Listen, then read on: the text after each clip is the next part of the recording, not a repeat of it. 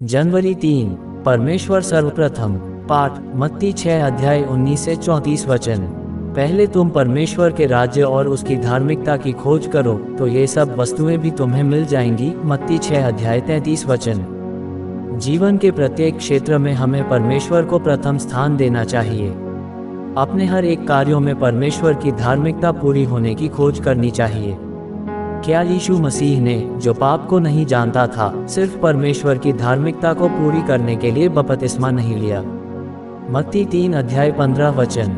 हमारे जीवन का यही लक्ष्य हो कि हम परमेश्वर को हर बात में प्रसन्न करें तथा हम उसे अपने माता पिता व परिजनों से अधिक प्रेम करें। यदि हम अपने परिजनों के डर से उसकी आज्ञा मानने में झिझकते हैं तो ये यीशु को निराश करेगा।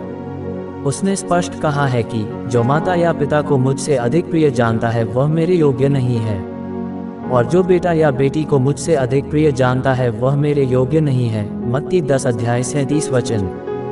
बाइबल हमें सिखाती है, जो कुछ तुम करते हो तन मन से करो, ये समझकर कि मनुष्यों के लिए नहीं परंतु प्रभु के लिए करते हो। कुलुसियों 3 अध्याय 23 वचन।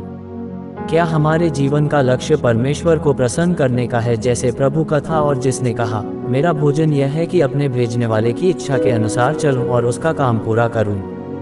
यूहन्ना 4 अध्याय 34 वचन।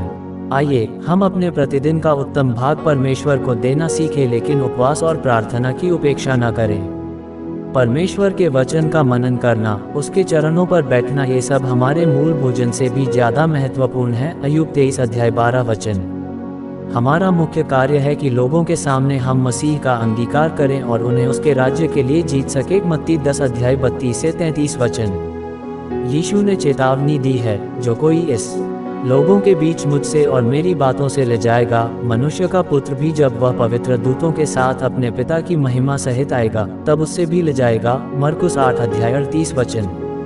आइए हम अपने आप को जांचें कि जब हम ये कहते हैं कि हम परमेश्वर को प्यार करते हैं तो क्या हम यीशु मसीह द्वारा दी गई इस बड़ी आज्ञा को पूर्ण करने का हर संभव प्रयत्न करते हैं। मत्ती 28 अध्याय 19 से 20 वचन। हम परमेश्वर और धन दोनों से प्यार नहीं कर सकते। यदि हमारे जीवन में परमेश्वर का प्रथम स्थान है तो हम परमेश्वर की बातों के लिए खुले हाथों से खर्च करेंगे। कोई भी व्यक्ति पुनर्तः परिवर्तित तब तक नहीं होता जब तक उसकी पस परिवर्तित नहीं होती। मत्ती 6 अध्याय 19 से 21 वचन। फ्रेंच सेना में पियरे हर्लेट नामक एक सिपाही था जो गोलीबारी में निपुण था। उसने अपने पैसों की बचत कर गांव में एक घर बनाया था जिसमें एक खूबसूरत बगीचा व अंगूर का बाग लगाया। अवकाश प्राप्ति के बाद उस घर में रहने की वह उत्सुकता से प्रतीक्षा कर रहा था। युद्ध के दौरान जर्मनी के लोगों ने उस गांव पर कब्जा कर लिया और पियरे के घर में घुस गए। सेना के कमांडर ने पियरे को उस घर को गिराने के आदेश दिए जिसमें जर्मनी के लोग घुसे थे। पियरे ने तुरंत उस आज्ञा का पालन किया और घर को धराशायी कर दिया। क्या हम प्रभु यीशु को, जिसे हम कहते हैं कि हम प्यार करते हैं, अपना सर्वोत्तम तथा सर्वप्रथम स्थान देने को तैयार हैं? तन मन और धन उसे दो, अपने यीशु को सब कुछ दो, क्योंकि उसी के द्वारा उद्धार पाना है। जीती आत्मा का दान उसे दो। बारली, पावरी, सितारा परिवार को सब्सक्राइब करें और मित्रों को शेयर करें। धन्यवाद।